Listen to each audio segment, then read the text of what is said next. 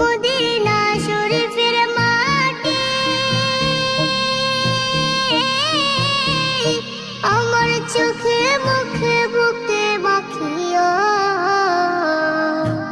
এমন পবিত্র মাটি, এমন পবিত্র মাটি আমার নবীর রওজায়।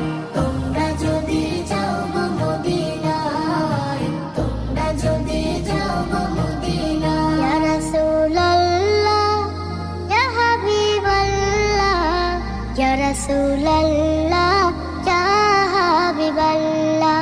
মদিনা শরীফের মাঝে বেহেশতের বাগান আছে ও। সেই বাগানে শুয়ে আছেন, সেই বাগানে শুয়ে আছেন প্যারা নবী মুস্তাফায়।